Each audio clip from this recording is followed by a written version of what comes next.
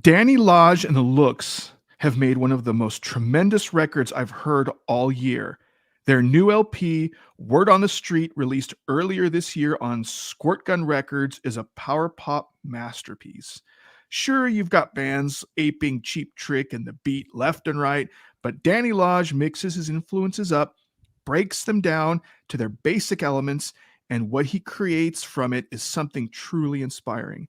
If you miss the heyday of Elvis Costello's killer hooks, Joe Jackson's bleeding heart, Nick Lowe's sharp wit, and Dwight Twilley's unmistakable charm, then Danny Lodge and the Looks are the band for you. So I wrote this. I wrote this back in 2015. Yeah, 2015. When I first interviewed Danny Lodge for my blog Audio Ammunition that I used to have, and in my opinion, everything in that still holds true, except the new LP Word on the Street. You can swap that out with new LP Retrospectacle, released on Rumbar Records, Snap Records, and Kick Out the Jam Records. So let me ask you, Josh, real quick. What's your exposure to Danny Lodge and the Looks? Like, what do you remember when you first heard him? I do. It was almost exactly 5 years ago, and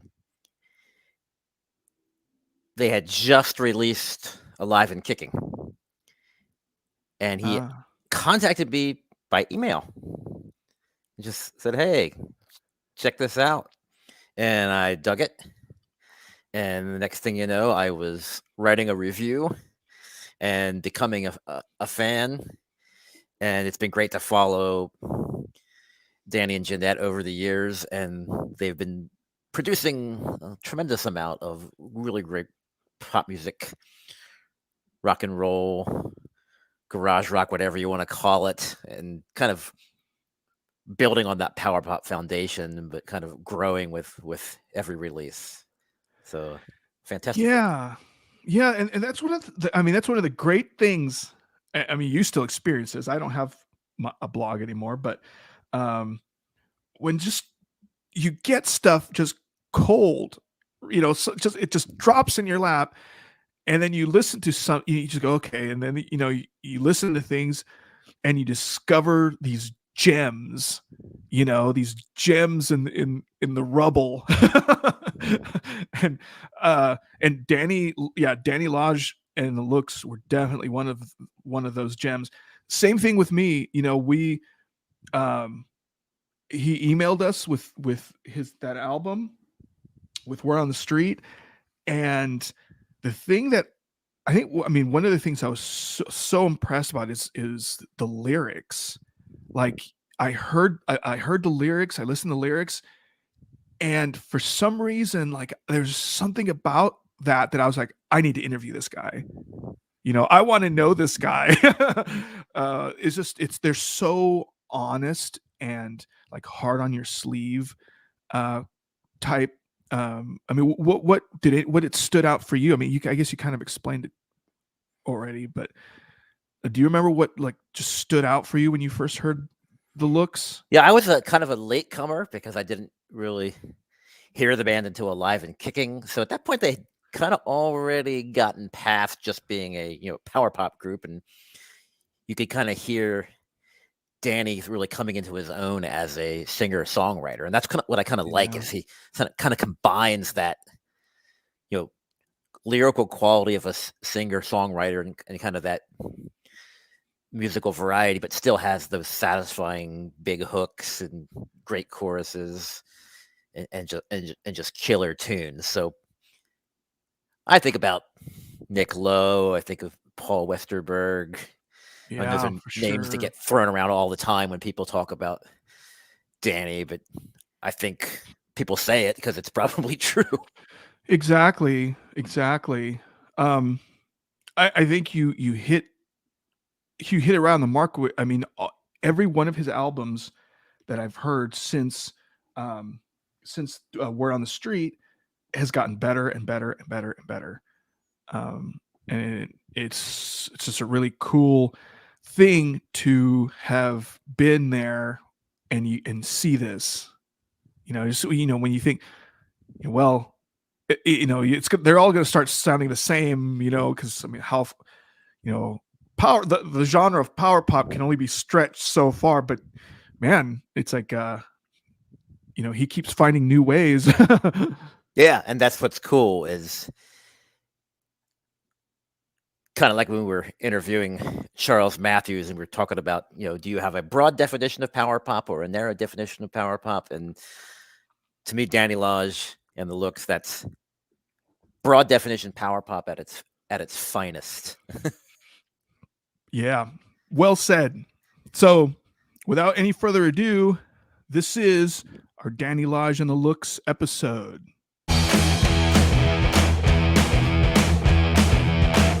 When every day's feeling like a Monday morning, staying out late, kinda gets boring. Do what you wanna when you wanna do something now. I'm getting older by day, younger at night. I need a little something to feel alright. Yeah, do what you wanna when you wanna do something now. Yeah, you do what you wanna when you wanna do something now. Chances are you made some choices, but I hear no There's Hey, Dany, you there? Yeah, we're there. We can hear you. Hey. We can see you. We're just hungover, so we're not. You're not presentable. Close. I was on the couch all day because I was like viciously hungover. I'm older than I look, right? So it's like these drinking festivals become these like 2 days of like recuperating after, and we haven't really been drinking much because we've been sitting at home, and then so we ended up going down to Hudson, Quebec to this musician friend we have, this rockabilly bassist named Eddie Blake, and we went and hung out at his house with his family and a couple of our friends, and it was a good time. That's all I gotta say.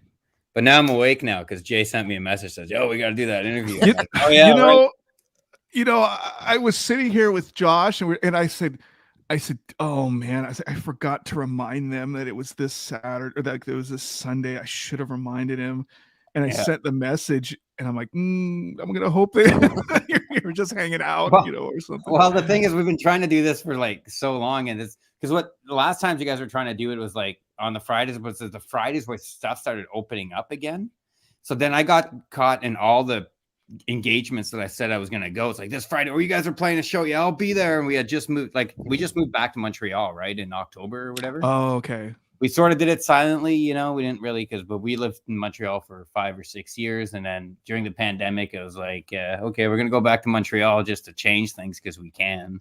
And we love it here. So we did. And then at that time, when we were trying to set this thing up, it ended up being like the busiest schedule I've had in 2 years. Of like, it always works that way for us somehow. I went from nothing to something. Yeah. So anyway, but I was like, if we try to do something on a Sunday, then it can probably work out really well. And then, here we are, hungover. Cool, man. Well, I'll take you guys no matter what state. Oh, we're probably more entertaining hungover and pissed off. Not fit to receive, whatever. No, we're probably more get an interesting conversation. Yeah, we're more entertaining hungover. You get that slight kind of like, oh, I'm kind of a prick because I'm hungover. You know what I mean? That's probably get the best out of people that way. Actually, like if I'm like wide awake and like wanting to be nice, the conversation's gonna suck. I'm just gonna fill you with nothing. You know what I mean? No, now I'm sort of concerned. Well, but I don't know if I'm going to like right? prick Dany. Yeah. Is this PG-13? It's whatever you want it to be, man. Whatever you guys want it to be. Sorry, we were talking about drinking. I was just kidding about that. I'm a little concerned now too. Yeah. If Jeanette's concerned, then we're in trouble. So, Jeanette, do we have something to be concerned with prick Dany instead of nice guy Dany? Well, I was gonna say no, but now that you mention it, maybe I don't know. We'll see. We'll see how this all unfolds. Yeah, I end up being pretty nice anyway. That's good. We'll figure it out. You guys can rate me after this if you want. Out of 5 or 10? Whatever. We'll do 5. Well, 5's harder. It's a harder blow, right? Because it's like if you go from 4 down to 3, that's like, whoa, that's a lot of percentages there. That's like 40%. Yeah, you don't want 3. If you're going a half-star system, you might as well just do 10 anyway. I remember some guy, you know these album reviewers, right? And Josh is just like, what do you mean? What do you think? One guy had given me one time, he's like, everyone buy the record, blah, blah, blah. And then he gives me a 3 out of 5. And I was like, does this guy actually like me? Like, what's going on? Buy the record. But I would, it's like, buy the record. It's definitely a 3 out of 5. 3 out of 5. 60%. Yeah. Definitely get it if it's 40%. Get it if it's 40% off for sure. 60% of the time, it's good every time. Yeah. Well, it's like we're always everybody's 19th favorite band anyway, so it's like it really makes sense. Or maybe 50th. I don't know. I think I just got that from Cheap Trick. They always tell everybody they're everybody's 5th favorite band or something like that. Which is pretty funny. That's awesome. That's the best Ricky Nielsen quote. Yeah. It's like we're everybody's 5th favorite band. Kind of true, like they'd be one of my 5ths for sure. If not in the top 4, maybe. I don't know. I like Cheap Trick a lot, but that's today. Yeah, Cheap Trick's great, and people forget how great they are too. A lot of the times, for some reason, people forget how great that band is. They're absolutely incredible. From when it comes to songs, to playing, to singing, to drumming, it's incredible. Like that's probably the rock and roll drummer.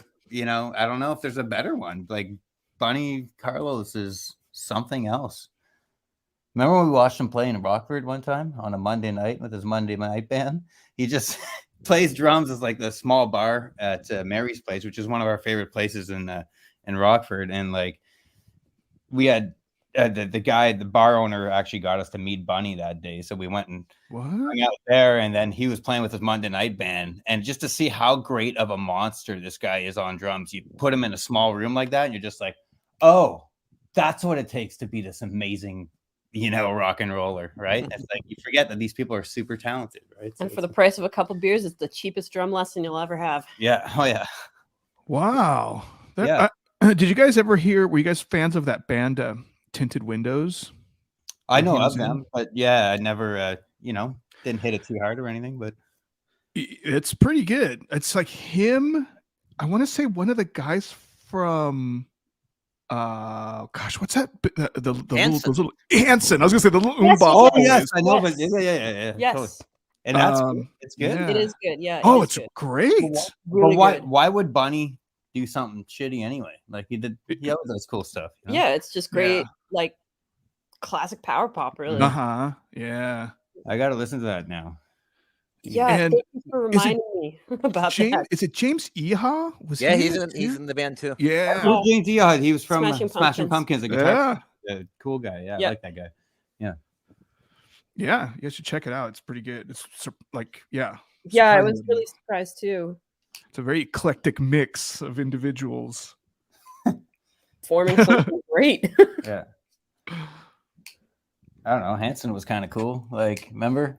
They weren't, but it's cool.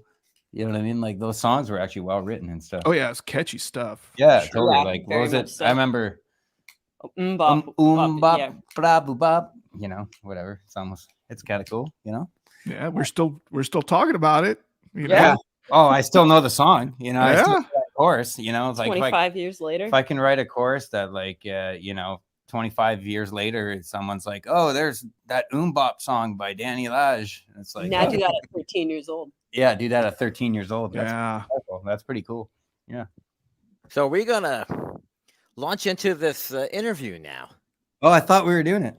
No. Oh, we are, but this is not official. We're just shooting the shit. Yeah, right. Kind of trying a new format here. We can do either. Free the form. guest comes on and we just chat, makes it more conversational. Yeah. Doesn't sound like we're doing a completely scripted program. Yeah, I ruined ladies and gentlemen, none of this is scripted.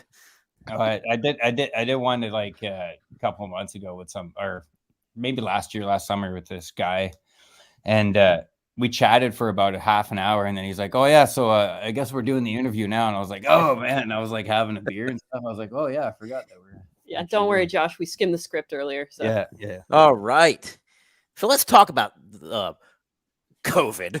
As a band, you've always toured a lot, played a lot.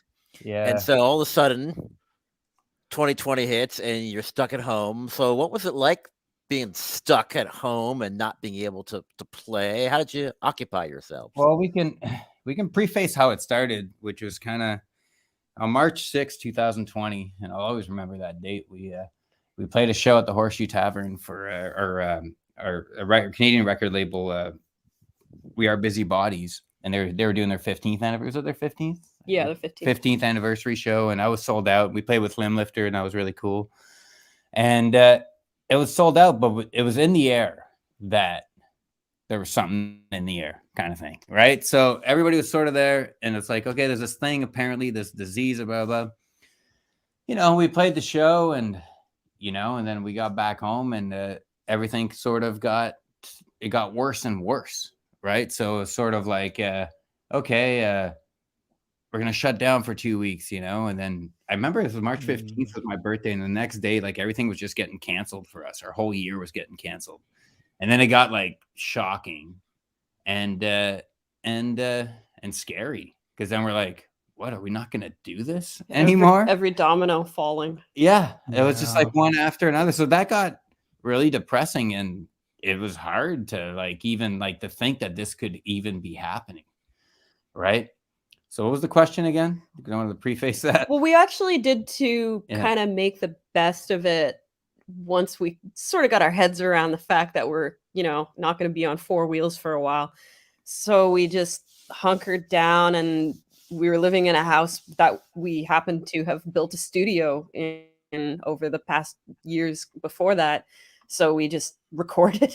We recorded a lot. I mean, all the stuff that's been coming out recently is mostly from that. And yeah, a lot of stuff. We still have a bunch of stuff that it's in the it's just sitting there in the vault right now, because at first, the first couple of months was like, I can't even write a song. I don't want to think about playing music. It's just too weird. And but then eventually I got over it and realized that, oh, wait a minute, I'm still a songwriter, even though I'm not touring or whatever. I still like doing this. I love recording. I still find that there's ways to get reactions. It's fun in a different way too. Yeah. So it's like, and we were just like, oh, we literally we had friends over. That there's one of our friends, Sarah, came down from Texas, and we did a record with her, and and that was cool. And then we just recorded some more of our stuff, and then we made a record with our friend Steve as well. That's coming out. Yep. So that's a really cool record too as well. And we just started doing it again in a different way. And it's also kind of an interesting time and process for us, because as you mentioned, we spend 90% of our career on the road, and when we record, a lot of times we will book studios on the road where we're at, like in New York, booking time at NY Head. So we're just taking a few days here and there to do stuff that we've been intensely working, whereas this kind of was, like I say, a completely different process. We had time to sit and formulate and really work everything in a way that we didn't kind of do that same process before. Yeah, well, it was more like when we did everything new. We played a festival in New Brunswick, and then we had one day off, and Victor, who played drums on that, picked up the tour 2 days before that. He hopped onto the tour with us. Yeah. And then we picked him up in Montreal. We went down to New Brunswick. We played, and then the next day we asked our friends that live there if we can use their studio space so we can actually learn the record, right? So we learned the record, and then we played a show in Boston the next night. And then after our Boston show, we drove straight overnight from Boston to New York City. Is that what we did? Yeah, Boston and New York City. Then we dropped at night, that same night, we dropped off our gear at the NY Head. We went to sleep, came back, and then we recorded that record in 2 days. Right. So it was insane. But that's, and that's what came out. And it was really, really cool. We're just on it, and we just did it. And Matt Verderay and Rothio Verderay, who also play on the record, Matt engineered it, and they both produced it. And to say that they were great to work with, because they understood our urgency. We only had 2 days, so they were good at making the decisions that were good, but also made everything go forward, which was cool. I remember there was one thing, and I was like, Rosa, I got to redo this. She's like, no, you don't. This sounds great. Boom, let's go. But saying it in a way I never once got it in a way that she was saying it just to get it over with. She was saying, "Oh, that's a good take. Let's not waste any more time with that stuff." Right? You gotta have someone to crack the whip. And and there's something to make records on your toes. I think there's a lot of energy there, and that's sometimes you're overthinking stuff, right? So, I think the role of a producer can be in that sense probably just as important as anything else to keep the life in the song or whatever. I don't know. Oh yeah, for sure. And then there was another time when we went down to Rockford. And we recorded Left, Right to One. That was recorded in Rockford, Illinois. And again, we had one day off, and our friend Dan McMahon, he was like, "Well, next time you guys are around, why don't we just record over here?" And at my studio, I want to record you guys. So we're like, "Okay, cool." So stopped in for a day, and then that's when we recorded that single. And that was a one-day affair, but again, just boom, boom, boom, learned the song, and then went off. And I thought it turned out great, So, I don't know. I think we work better on our toes. So we learned how to work with a lot of time now. It's like you almost feel like some 60s band like the Beatles or something. Yeah, you got 3 months to make this record. Yeah. What? It's like what are you talking about? It's like 3 months. Beatles pre-65 and then Beatles post-65. Yeah, so our Right. pieces are Sgt. Pepper's, man. Just kidding. But but it's just it's sort of like that thing now that we had, I've always had a space, Alive and Kicking was down. Actually, we moved back to the same place that we had in Montreal 6 years ago. So if the exact same apartment, but I used to have my studio in the basement there. And that's when I recorded that record on, it's just to say the technology that we have now can be very useful. And I really recorded that record on almost basically what you guys are using to do your podcast. Wow. So, if you can picture that. And we did go to my friend Paul's down the road to track the drums, but the rest was one sound card and one microphone, basically, and Gosh. I just learned how to do it, and I got this cheaper computer, and I learned of a program called Reaper that you can use that doesn't use any, what do you call that? Memory or whatever. What do you call that? RAM. Too much RAM.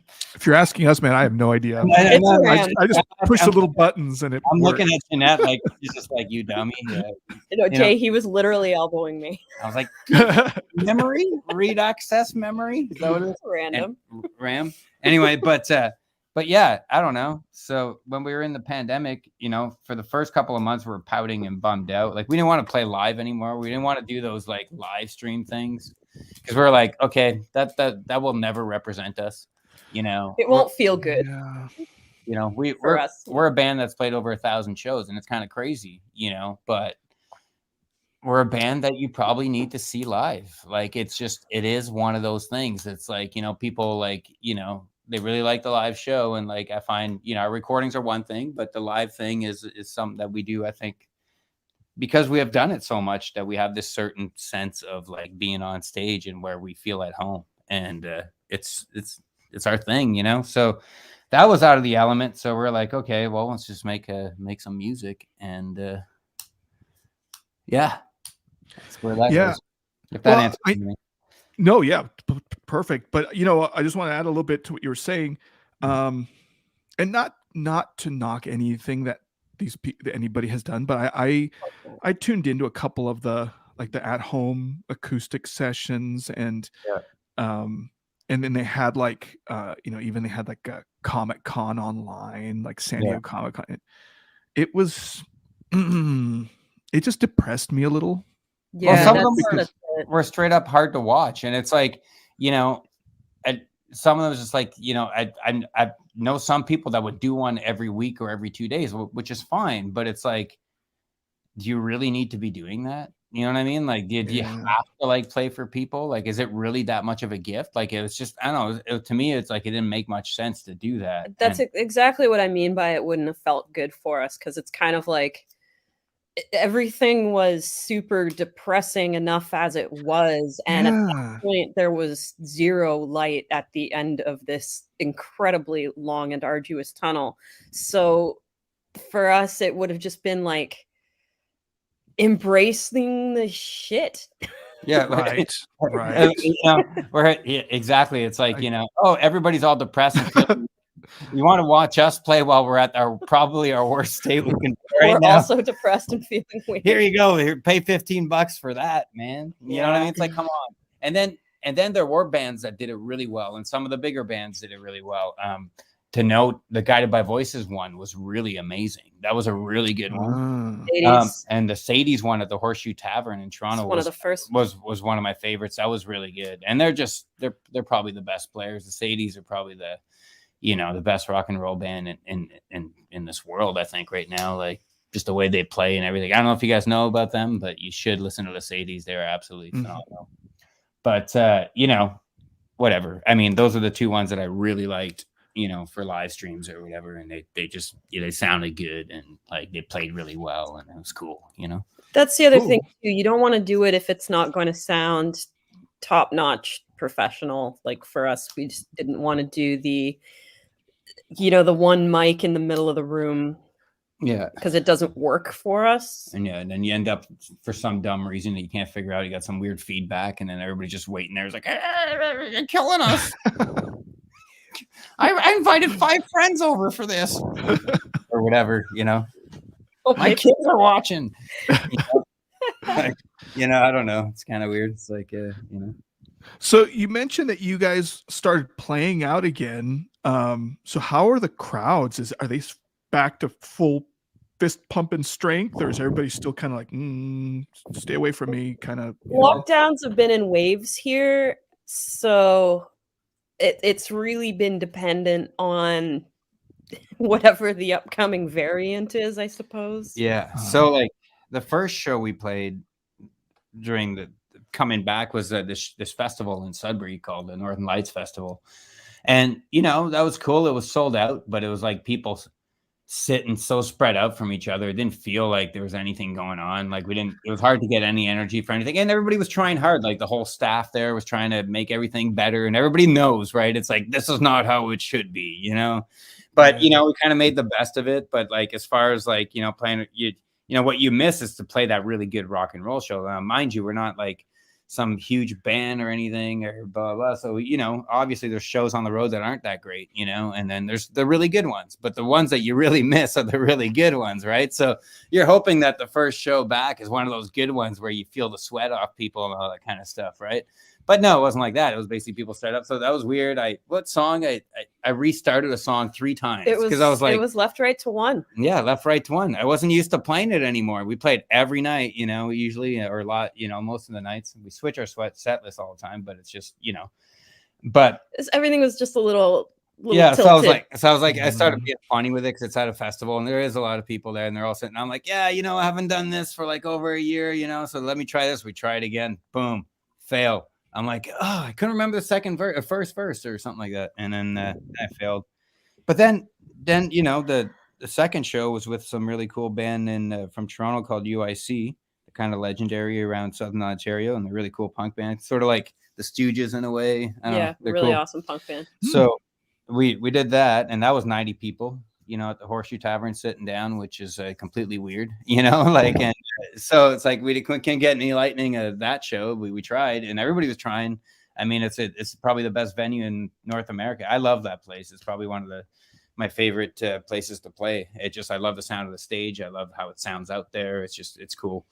And so that one was, somewhat weird because of COVID or whatever. But then we played a show at our beloved watering hole here. And it's the world's probably greatest dive bar. You'll notice one thing, that every bar that I play at is the best bar in the world. But Barfly is the best dive bar in the world. And we played there, and that was third time was the charm. That was incredible. Like that was like, people surfing and all that kind of stuff. It was beyond a return to form for people. Everyone had just been so tired of being cooped up, and dancing was newly legal in Montreal. We didn't live in Footloose anymore. Like actually going dancing, so it's like, it was pretty funny. It's like, what, really, you can't dance? Like, what's music for? So people, like, why do we even have music if we can't dance? People are crowd surfing in their masks. So but the show was crazy. Like, there's a picture our drummer took, and it's like, all it is just a mountain of people over the stage, and it's like, it was lots of young like, I don't know, 20 years old. Well, a lot of kids Kid- came here for college and literally never had the chance to go out in what's renowned as being one of the world's preeminent party cities. So they moved here at 18, where you can drink at 18 here. And when they moved here, all the bars were closed. So they had, a year and change of nothing. So Man, but like, you know how good that made that rock and roll show? Like depriving kids from rock and roll. It's almost like taking something away, and then they just can't have. Or yeah, we should something. deprive kids of stuff more often. And pay Yeah, and then let them loose. And... yeah. Yeah. Give them a disposable income and some good rock and roll. Yeah, exactly. And but that was a magical show, and it's like, that was super fun. And so now we feel good about playing music again. So we got 2 shows coming up. Yeah. One in Windsor, Ontario. You know where Windsor, Ontario is? Yeah.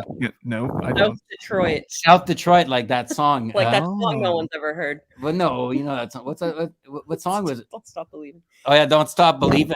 I'm in South Detroit. Like South Detroit, but that would be Windsor, right? But he was just looking for a lyric, and they put that in there, and they're, not going to assume what they were doing in the studio, but whatever, come up with South Detroit is something else, a place that doesn't exist, which would likely be Windsor. Windsor is like the best city in North America, and that's where like Bob Seger got to start with my band. He would go down to Windsor. That's where the Big 8 radio is from. You know the Big 8 radio? Mm-mm. You guys know that? You don't know that, Jeff? Oh, you guys are gonna have to do some research when you get on. You're done after this interview. If you're done listening, for you out there, and you guys, given the interview, you Google search the Big 8 radio, and Big 8 radio is sort of like it was like a radio station out in Windsor, and that's where like Alice Cooper got all huge and stuff, and because like the signal was strong enough for Detroit and stuff, so you had to, I guess you had to catch the lightning in Windsor to like be big in Detroit or whatever, and that kind of thing. So, but Windsor is just across the bridge from Detroit, Jay, just so you know. I hope you guys are taking notes, because there will be a quiz portion at the I actually did write Big 8 radio. I've got my notepad right here. It is rated. Everybody should know about Big 8 radio, right? So we're playing there, but also in Canada, it's also known for salt. And it's not just any salt, folks. It's the best salt in North America. Delicious. Salt. Who would have thought? Windsor. But so we're playing this place called the Fog Lounge, and it's it's one of the best bars in North America. So we wanted to make sure that we had the time to talk about some of your new music and encourage all the listeners to go out there and buy some of this fine product. And so Jay and I were kind of shooting this shit before you came on and talking about how much we love the latest studio album. Right. Oh, thank you. 10 Easy Pieces, your Sgt. Pepper. And it's just such a cool record because it kind of builds off what you did before, but it's got different styles, but it's still like a feel-good record. So could you just tell us a little bit about that record and how you feel about it, and maybe what you were going for when you made it? Well, I was talking to just recently, I was talking to our manager, Eric, and I was telling him that, I still feel it's my favorite record I made.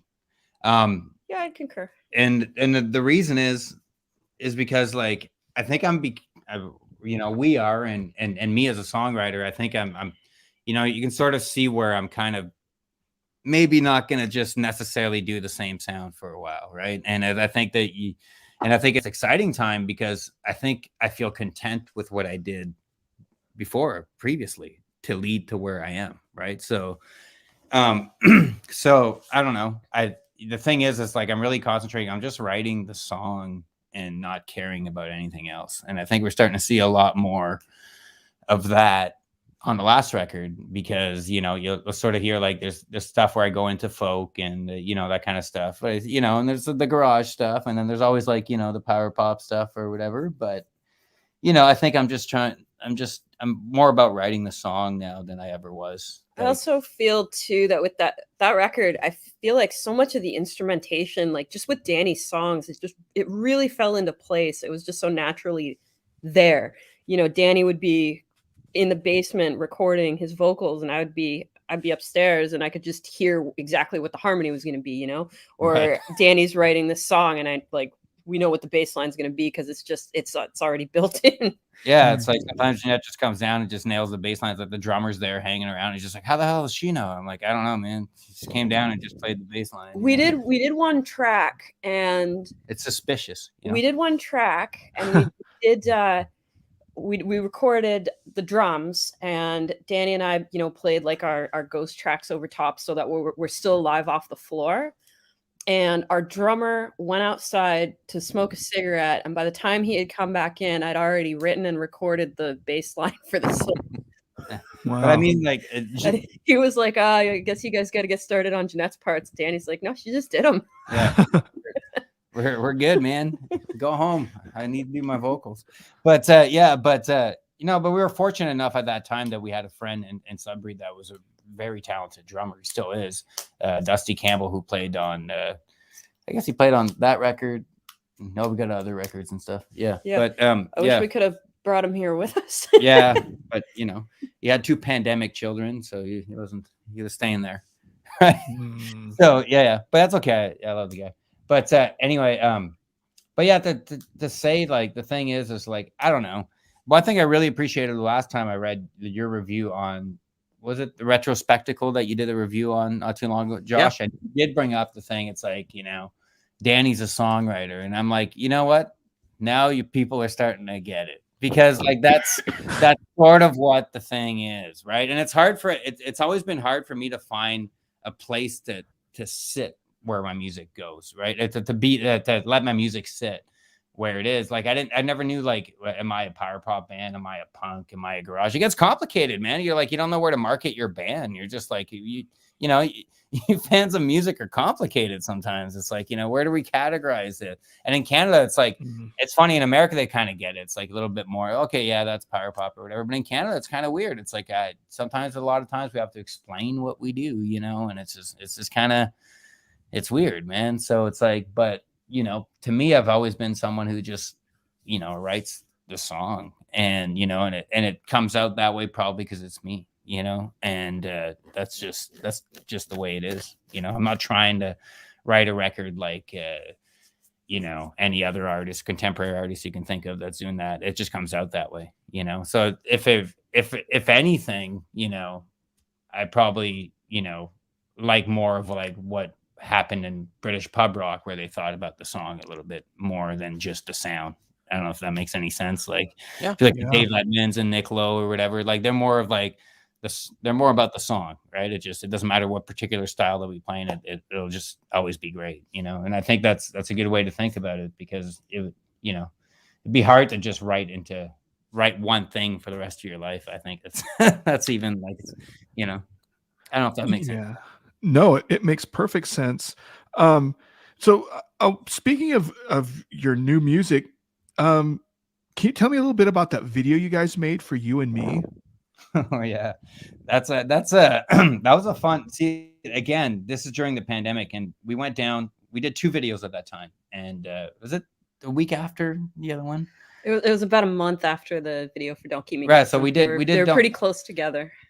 We did it with the same guy, this guy named Ryan Thompson. And what had In happened? Toronto. What had happened is we're putting out the records. I had called at some point during the pandemic. I called my manager. I said, "Look, you know, we just got to get a record out. Like, I got so much stuff recorded that we just got to get a record out." And he's like, "Okay, I'll do it under my label. It's cool." So then came around. He's like, "Okay, well, we're gonna we picked what singles we're gonna use," and he had sent me a bunch of people that I think that maybe should do a video for you, right? So, you know, so I picked out, and then all these people I picked, this guy's editing was unreal, and I was just like, wow! Like, it didn't matter if I liked the music or anything. His editing work was unbelievable, and I'm like, well, we're not touring. So we might as well like invest a bit more money on, like, you know, some good videos and let people know we're still, you know, having fun, you know, that kind really of go for an aesthetic looking video. Yeah. And they were, so it was weird because we ended up going to Toronto when it was completely locked down, like no traffic and all that kind of stuff, but we were allowed to. So yeah, so it was like a very small crew. It was just him and me and Jeanette, and in this like filming studio and whatever. And wow. we did that. So we acted out the whole thing, and of course on green screen. And he did "Don't Keep Me Guessing" video like that, which I thought was a really great video. And then You and Me came out the same kind of idea, right? And we still have one of the coconuts. He gave us one of the coconuts from You and Me video. So Dany That's has cool. it. Yeah. It lives in the studio. Some poor rental company in Toronto doesn't have their coconut for filming.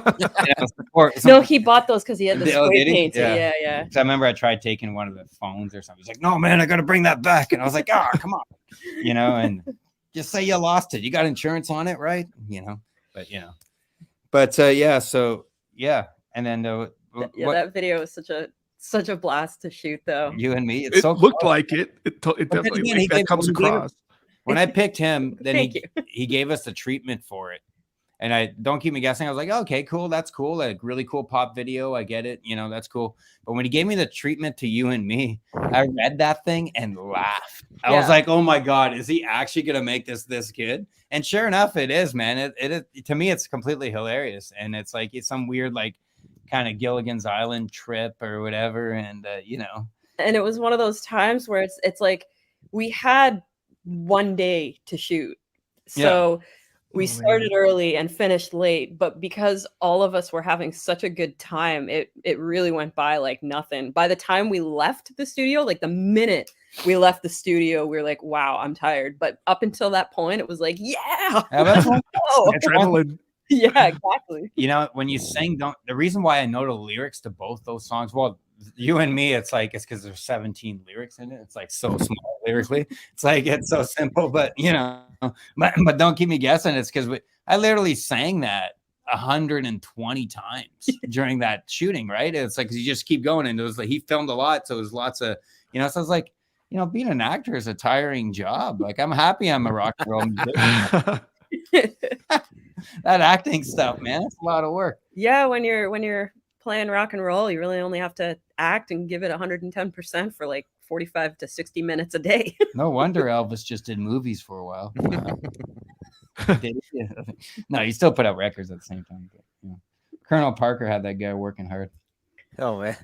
So we wanted to ask you about Retrospectacle, which I just love that you collected all those songs. So, how'd you come up with the idea to put out all of those old tracks and make it a new record? Well, what had happened is I guess eventually if you do something on one continent for a while, someone's going to figure out that you're doing something on one continent and we're going to want it on our continent kind of COVID. thing. Yeah. So, and for some reason, this 10 Easy Pieces ended up, we ended up being well more known in the power pop garage circles after that record. So it's just I don't know if it's a combination of stuff and it's just, and then it started traveling over to Europe, and I got a random email one day, or no, whoa. Now I know how this happened. I remember now. This guy found Left, Right to One in a record store in Germany, the single, the 45. So he held it on Facebook, and he's like this guy who he's like a known record collector. He's like, this is the best power pop single I've ever heard, or whatever, and I saw the post, and everybody's like, oh, that guy posted. I was like, oh, cool, right on. Then I got an email from one label and then another label, and then Snap Records ended up saying, well, would you like to do a comp? Because I wasn't ready to put anything out new yet. But he's like, would you guys like to do a compilation? His first line was like, I would love to do a retrospective compilation of your songs. And I'm like, oh yeah, like a greatest hits. That's hilarious. And but I was like, cool. So they ended up, I just picked the song list for it. And I also made sure that every song that wasn't released on vinyl got a vinyl release this time. So Take It Away was never released on vinyl. So I made sure that was on there. So now all my music is on vinyl, right? And then the two versions of the French version of Annie and Matite, which would be My Head, that's off everything. There's also a French version of that. They printed that on a 45 as well. So now it's to me, it's oh, mission accomplished, So I got everything sort of on vinyl or whatever. And you know what? It's people like the record, and I think it's a good way to kind of get your introduction into Dany, Elijah, and the looks, I think it's a good way. And then at the same time, Lou was all over it at Rum Bar, so he did the CD version of it, and we love Lou. Like we met Lou during this pandemic, right? It's like I knew of him because we had played a show with Cheap Cassettes in Seattle, and Chaz came up to me, and he's just like, and then we had just met them, you know, and Chaz came up to me. He's like, "Oh yeah, so I got to take a picture of us with you, and I got to send it to Lou." Remember that? Oh my God, I forgot about that. Yeah. So, and I was like, "Well, who's this Lou guy?" You know, and then but Lou wanted a picture of Cheap Cassettes with me, just for some reason. So he got his, and I always remembered that, right? So then eventually, Pale Lips, I saw that they did After Dark, a CD release during the thing, and I talked to Jamie, and I said, "Well, I guess maybe I should talk to Lou or something," and then. I guess he got back to Jamie saying, I just thought they were too busy or they had their stuff figured out. I was like, no, man, you can totally talk to us. And then we ended up like doing a CD version of 10 Easy Pieces and now Retrospective. That's how Lou came about. It was like this Cheap Cassettes gig in Seattle, and he wanted a picture of me with Cheap Cassettes, and Chaz was like, oh, it's, Lou wants a picture of, I was like, who's Lou? Malibu Lou. And then we ran in, I remember that tour, we ran into Indonesian Junk, and they were like, oh yeah, Lou from Rum Bar. Oh man, his reach is everywhere. Now it's kind of funny because like when I look at Rum Bar Records, we're like, oh, we know them. So it's like it's a perfect family for us, right? It's like, we're just like Lou's just the guy that put it all together. It's like, oh, now you're all under one, coat of arms or whatever. And the band's on the label that we don't know personally, we just really enjoy. So. Yeah, and it's like he's got a great ear for pop music, really. Yeah, it seems like it's a very well curated lineup he's got, which is awesome. Yeah, and he's just keep pumping out more stuff, and it's just unbelievable. Yeah. And it's like everything that's good is on Rum Bar. Yeah, exactly. So that's how Retrospectacle came about, and then and then Jeanette did all the cover art and all that stuff. So it's pretty cool, So if I'm not mistaken, I think today is Lou's birthday. It is. Is it? Is it? Yeah. I don't know. I saw that. Check my Facebook. Maybe I should call. So happy birthday, Lou! Happy birthday, Lou! Let's see if he'll answer his phone. I'll call him. Oh yeah. See, I was gonna do that. And I just totally dropped the ball. Let's do it on air. I'm just gonna give him a quick call. This would be definitely worth trying. Yeah, exactly. Oh, for sure.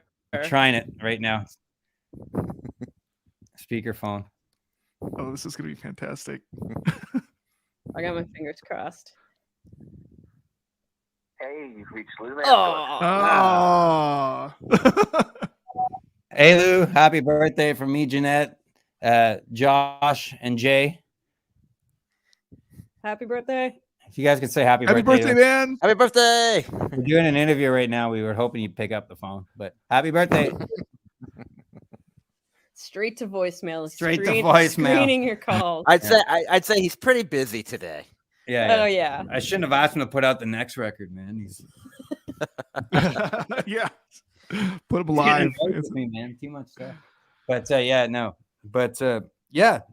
So we're happy with Rum Bar, obviously. So it's good. And then our new friends in Spain, Snap Records, and I gotta also say KOTJ Records, which is Oscar. Yeah. Pick up the Jams record. And Oscar, I've been talking to for the last couple of years. I was actually surprised that he was on it when he's like, they sent us a logo, and I'm like, they sent us a KOTJ record, and then I read the email again. I'm like, oh, Oscar's part of this, So I guess obviously they're friends in Spain or whatever, so which is kind of cool. So I was like, that's a good add-on, and I was like, I was stoked on KOTJ anyway, just because anybody puts out a Gruesomes records rules, The Gruesomes is like, such an amazing band.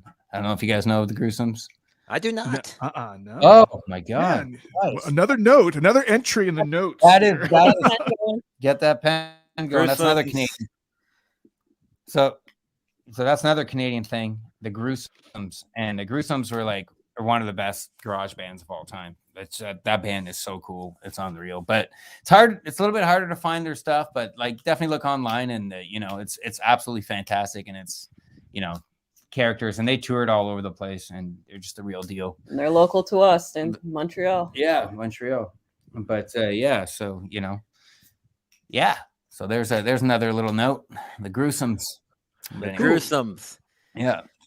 So we wanted to. I really needed to get this question in before we run out of time. But you've logged all these miles on the road, Canada, Yeah. North America. So is there any particular Canadian cuisine that they just can't get right in the United States? I'm dying to hear. Poutine. Poutine. That was a, it's an easy thing. I was one time, I always tell this story.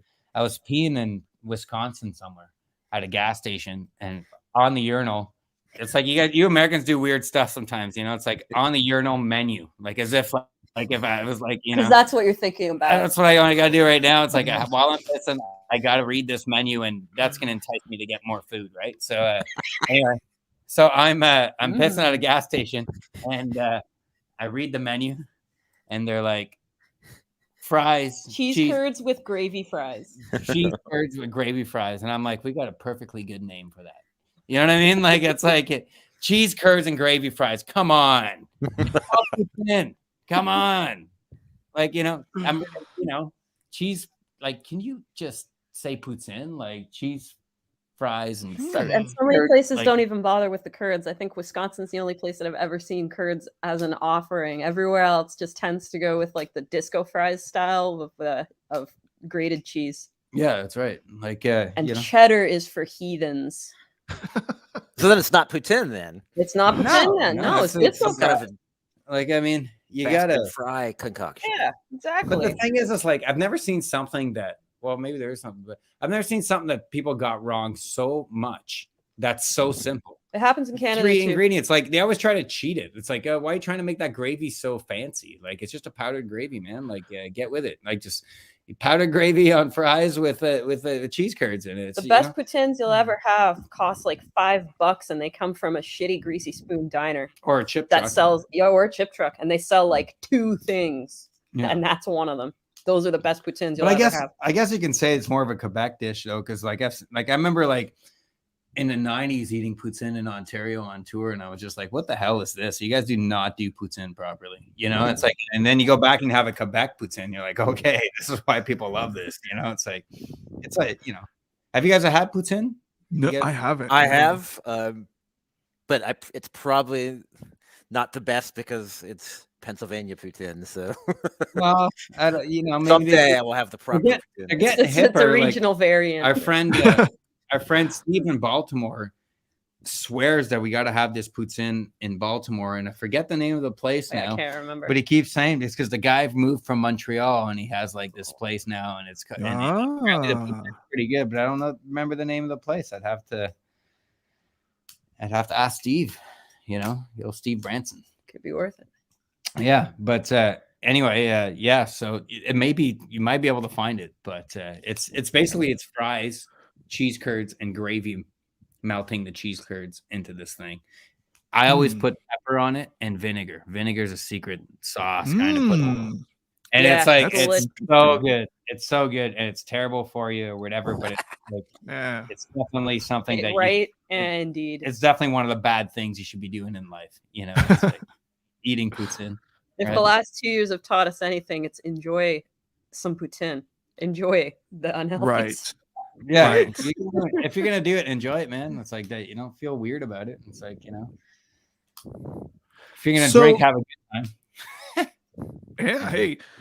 So as we wind things down, let me ask you guys: where's the best places that people can find you online, or get your records, hear your music, follow your band?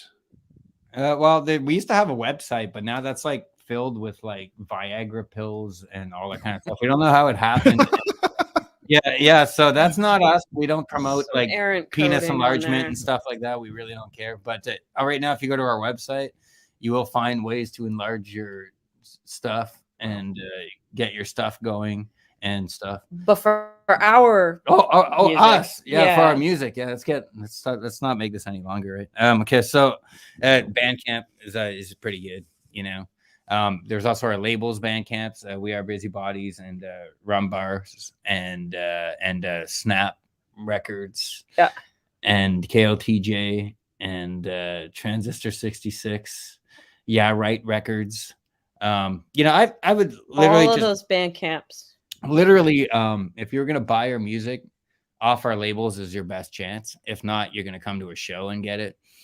I don't know. We never really took part into the whole digital kind of thing. I'm pretty sure you can Google whatever and find us on every streaming service, but you know, I tend not to use them too much. You know, I've listened to your show on it, you know, but It's appreciated. yeah, but you know, I don't really like it, you know, I don't do a lot of that stuff, and, you know, and to me, it's like, you know, it's always important that people just come to the shows and like, you know, support the labels that support us. And I think that's the most important thing for us anyway, because that's what keeps the whole machine going, right?